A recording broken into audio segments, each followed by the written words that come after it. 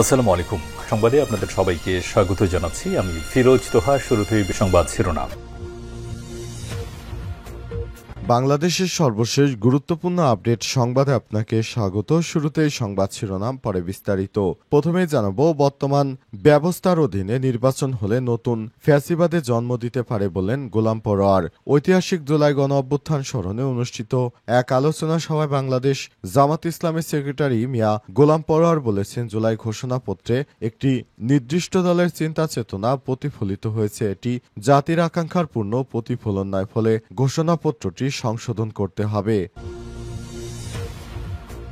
এরপর জানাবো, অন্তর্বর্তীকালীন সরকার ভেঙে তত্ত্বাবধায়ক সরকার গঠনের দাবি ইনকিলাব মঞ্চের।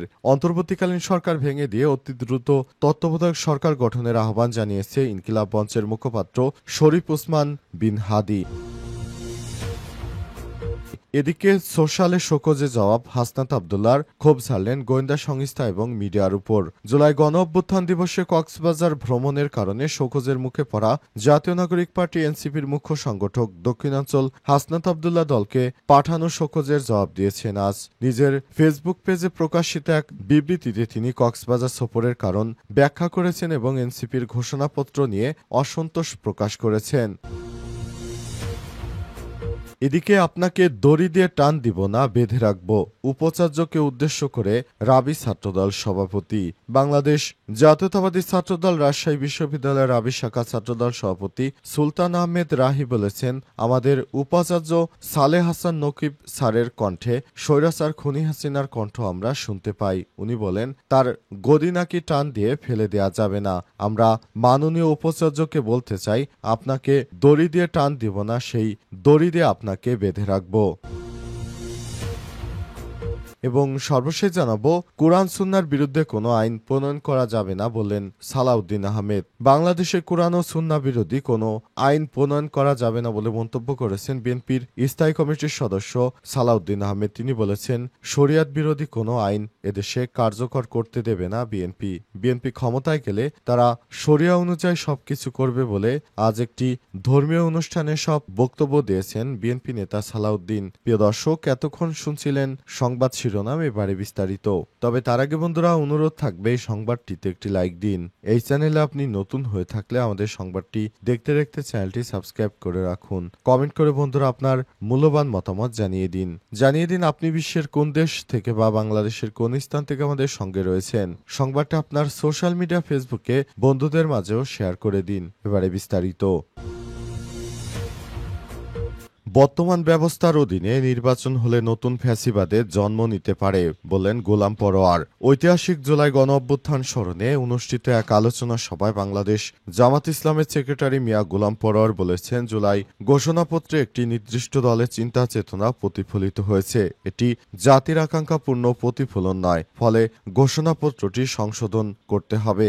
আজ বিকাল ৩টায় জাতীয় প্রেস ক্লাবে আব্দুস সালাম হলে বাংলাদেশ আদর্শ শিক্ষক ফেডারেশন আয়োজিত ছাত্র শিক্ষক জনতার অবদান করণীয় শীর্ষক আলোচনা সভায় প্রধান বক্তা হিসেবে সব কথা বলেছেন তিনি আরো বলেন, বিচারক হত্যা, পিলখানা হত্যাকাণ্ড, শাপলা চত্বরের ঘটনা এবং শিক্ষকদের অবদান এসব কিছুই ঘোষণাপত্রে আনা হয়নি। শত শত মানুষের আত্মত্যাগ যেন ব্যর্থ না হয়, সেজন্য ঘোষণাপত্রে সংশোধন এনে ইসলামপন্থীদের অবদান স্বীকৃতি দিতে হবে। তিনি আরো বলেছেন, প্রধান উপদেষ্টার তৈরি ঘোষণাপত্রটি অসম্পূর্ণ।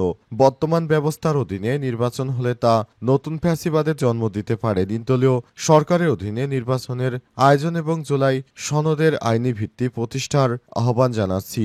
সভায় সভাপতিত্ব করেন ফেডারেশন সভাপতি ডক্টর এম কোরবান আলী এবং সঞ্চালনায় ছিলেন সাধারণ সম্পাদক অধ্যাপক এবিএম ফজলুল করিম। প্রধান অতিথি হিসেবে উপস্থিত ছিলেন ফেডারেশনের উপদেষ্টা ও সাবেক সংসদ সদস্য অধ্যাপক মুজিবুর রহমান। অধ্যাপক মুজিবুর রহমান বলেছেন, রন্ধ্রে রন্ধ্রে ফ্যাসিবাদ লুকিয়ে আছে, এর বিরুদ্ধে ব্যবস্থা না নিয়ে নির্বাচন আয়োজন সম্ভব নয়। দ্বিতীয় স্বাধীনতার সূচনা যাদের মাধ্যমে হয়েছিল তারা ঘোষণাপত্রে উপেক্ষিত, তাই এই অন্তঃসারশূন্য ঘোষণাপত্র সংশোধন অত্যন্ত জরুরি হয়ে পড়েছে। এই ধরনের ঘোষণাপত্রে জাতি মেনে নেবে না বলে মন্তব্য করেছেন তারা। অন্তর্বর্তীকালীন সরকার ভেঙে তত্ত্বাবধায়ক সরকার গঠনের দাবি ইনকিলাব মঞ্চের। এবার অন্তর্বর্তীকালীন সরকার ভেঙে অতি দ্রুত তত্ত্বাবধায়ক সরকার গঠনের আহ্বান জানিয়েছে ইনকিলাব মঞ্চের মুখপাত্র শরীফ ওসমান বিন হাদি। প্রধান উপদেষ্টা অধ্যাপক ড মোহাম্মদ ইউনূসের উদ্দেশ্যে তিনি বলেছেন, নির্বাচনের আগে ইন্টেরিয়াম ভেঙে দেন এবং আপনি প্রধান হয়ে তত্ত্বাবধায়ক সরকার গঠন করেন। আজ ঢাকা বিশ্ববিদ্যালয়ের ঢাবির মধুর ক্যান্টিনে আয়োজিত সংবাদ সম্মেলনে এই দাবি করেন হাদি। তিনি বলেছেন, আমরা যে বিষয়টি নিয়ে এতদিন অন্তর্বর্তীকালীন সরকারের দিকে তাকিয়েছিলাম সেটি আমাদের কখনোই পূর্ণ হচ্ছে না। সুতরাং আমরা এই ধরনের কোনো ঘোষণাপত্র চাই না যেখানে আমাদের শিক্ষার্থীদের কোনো মূল্যায়নের কথা উল্লেখ করা হয়নি। অন্তর্বর্তীকালীন সরকারের প্রধান উপদেষ্টা প্রফেসর ড মোহাম্মদ ইউনূসকে তার উপদেষ্টা পরিষদের অনেকেই জুজুর ভয় দেখাতে শুরু করেছে। মূলত তারা হচ্ছে আগামী দিনে বিএনপির হয়ে রাজনীতির সঙ্গে তারা যুক্ত হবে। সুতরাং তারা যে ধরনের কর্মকাণ্ড শুরু করেছে এগুলোকে কোনোভাবেই আমরা সমর্থন করি না। অন্তর্বর্তীকালীন সরকারের প্রধান উপদেষ্টা, আপনাকে আমরা ক্ষমতায় বসিয়েছি, সুতরাং জনগণের ম্যান্ডেট নিয়ে আপনাকে যে ক্ষমতায় বসানো হয়েছে আপনি সেইভাবে দেশটাকে পরিচালনা করুন। কিছু কিছু লোক বিভিন্ন কথাবার্তা বলছে, আগের ধারাবাহিকতায় নির্বাচন চাইছে। এরা মূলত আবারও এদেশে ফ্যাসিবাদ কায়েম করতে চায়, তাই তাদেরকে এই ফ্যাসিবাদের আর সুযোগ দেয়া হবে না। অন্তর্বর্তীকালীন সরকারের প্রধান উপদেষ্টাকে অনুরোধ জানিয়ে তিনি বলেছেন, আপনি দয়া করে তত্ত্বাবধায়ক সরকার ব্যবস্থা বহাল করে নতুন সরকার গঠন করুন আর এই অন্তর্বর্তীকালীন সরকার ব্যবস্থা ভেঙে দিন। এই ধরনের কোনো অন্তর্বর্তীকালীন সরকার ব্যবস্থা আমরা চাইনি। এই সরকার আমাদের ম্যান্ডেট নিয়ে, জনগণের ম্যান্ডেট নিয়ে কথা বলতে পারেনি। সুতরাং এই ধরনের সরকার ব্যবস্থা আমাদের ছাত্র জনতার অভ্যুত্থানের পরিপন্থী। এই ধরনের সরকার ব্যবস্থা একটি চক্র প্রথমেই করে দিয়েছিল। আমরা এই ধরনের সরকার ব্যবস্থা চাইনি। সুতরাং সরকারকে অনুরোধ জানাবো, আপনি তত্ত্বাবধায়ক সরকার ব্যবস্থা গড়ে তুলুন এবং বর্তমানের অন্তর্বর্তীকালীন সরকারকে ভেঙে দিন, যাতে করে অন্তত নির্বাচন চলাকালীন সময়গুলোতে আমরা একটি সুষ্ঠু ও নিরপেক্ষ নির্বাচনের ধারাবাহিকতা পাই বলেও মন্তব্য করেছেন তিনি। সোশ্যালে শোকজের জবাব হাসনাতের। ক্ষোভ ঝাড়লেন গোয়েন্দা সংস্থা এবং মিডিয়ার উপর। জুলাই গণ অভ্যুত্থান দিবসে কক্সবাজার ভ্রমণের কারণে শোকজের মুখে পড়েছে জাতীয় নাগরিক পার্টি এনসিপির মুখ্য সংগঠক দক্ষিণাঞ্চল হাসনাত আব্দুল্লাহকে দলকে পাঠানো শোকজের জবাব দিয়েছেন। নিজের ফেসবুক থেকে প্রকাশিত এক বিবৃতিতে তিনি কক্সবাজার সফরের কারণ ব্যাখ্যা করেন এবং এনসিপির ঘোষণাপত্র নিয়ে অসন্তোষ প্রকাশ করেছেন। চ্যানেল ২৪-এর পাঠকদের জন্য সেটি তুলে ধরা হলো। হাসনাত আব্দুল্লাহ লিখেছেন, আপনার স্বাক্ষরিত ৬ আগস্ট ২০২৫ তারিখে স্মারক নং এনপিসি শোকজ ২০২৫/৮ কারণ দর্শানো নোটিশটা আমি অত্যন্ত গুরুত্বের সঙ্গে গ্রহণ করেছি এবং এনসিপির প্রতি আমার অঙ্গীকার ও দায়বোধ থেকে এই ব্যাখ্যা লিখছি।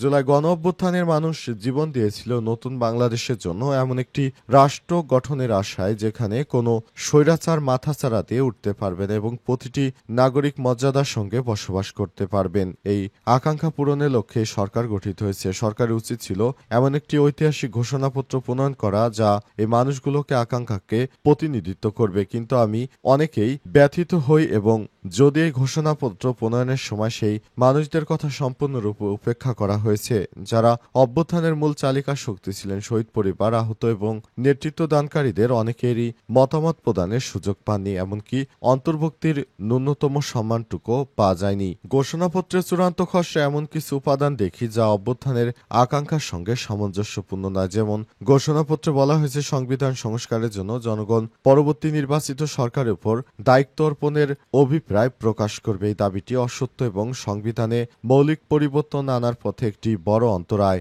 আমরা শুরু থেকেই দাবি করে আসছি, গণপরিষদ নির্বাচনের মাধ্যমে একটি নতুন সংবিধান প্রণয়ন করতে হবে যা রাষ্ট্রের কাঠামোতে মৌলিক পরিবর্তন আনবে এবং ফ্যাসিবাদী ব্যবস্থার বিলোপ করবে। কিন্তু দেখা যাচ্ছে আমাদের সেই দাবিগুলো উপেক্ষিত থেকেই যাচ্ছে। যা অন্তর্বর্তীকালীন সরকারের কাছ থেকে আমাদের প্রত্যাশা ছিল সে বিষয়টি সে উপেক্ষা করে গেছে। সুতরাং এই ধরনের ঘোষণাপত্র আমাদের সঙ্গে মানানসই নয়। একটি রাজনৈতিক দল অর্থাৎ বিএনপিকে খুশি করতেই সরকার এই ধরনের ঘোষণাপত্র দিয়েছেন, এই দাবি জানিয়েছে তারা।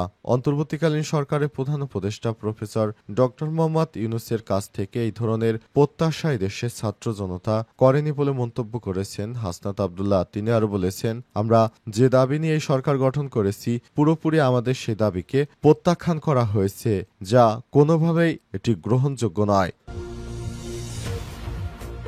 আপনাকে দড়ি দিয়ে টান দেব না, বেঁধে রাখবো উপাচার্যকে উদ্দেশ্য করে রাবি ছাত্রদল সভাপতি। বাংলাদেশ জাতীয়তাবাদী ছাত্রদল রাজশাহী বিশ্ববিদ্যালয় রাবি শাখা ছাত্রদল সভাপতি সুলতান আহমেদ রাহি বলেছেন, আমাদের উপাচার্য সালেহ হাসান নকিব স্যারের কণ্ঠে স্বৈরাচার খুনি হাসিনার কণ্ঠ আমরা শুনতে পাই। উনি বলেন, তার গদি নাকি টান দিয়ে ফেলে দেয়া যাবে না। আমরা মাননীয় উপাচার্যকে বলতে চাই, আপনাকে দড়ি দিয়ে টান দেব না, বরং দড়ি দিয়ে বেঁধে রাখবো। বৈষম্যবিরোধী ছাত্র আন্দোলনের বিরোধিতাকারী ফ্যাসিস্ট আওয়ামী দোসরদের দৃষ্টান্তমূলক শাস্তির দাবিতে আজ বিকেলে বিশ্ববিদ্যালয়ের প্যারিস রোডে আয়োজিত বিক্ষোভ মিছিল ও সমাবেশ কর্মসূচিতে বক্তব্য প্রদানকালে তিনি এসব কথা বলেছেন। সুলতান আহমেদ রাহি বলেছেন, আজকের বিশ্ববিদ্যালয় উপাচার্য, উপাচার্যরা এবং প্রশাসনের বিভিন্ন দায়িত্বে যারা আছেন সেখানে শিষ্টাচারহীনভাবে তারা ছাত্রদল সভাপতির নামে কুরুচিপূর্ণ বক্তব্য ফেসবুকের মাধ্যমে দিয়েছেন। আমরা তার তীব্র নিন্দা ও প্রতিবাদ জানাই। আমরা বিশ্ববিদ্যালয়ের সেই সকল দালালদের বলে দিতে চাই, আপনারা বিশ্ববিদ্যালয়ের সভাপতি সুলতান আহমেদ রাহিকে অবমাননা করেন নাই, আপনারা জাতীয়তাবাদী শক্তিকে অবমাননা করেছেন। ইট মারলে পাটকেল খেতে হয়, আপনারা ইট মেরেছেন, ইনশাল্লাহ পাটকেল জাতীয়তাবাদী ছাত্র দলের নেতাকর্মীরা আপনাদের দেবে বলে মন্তব্য করেছেন তিনি।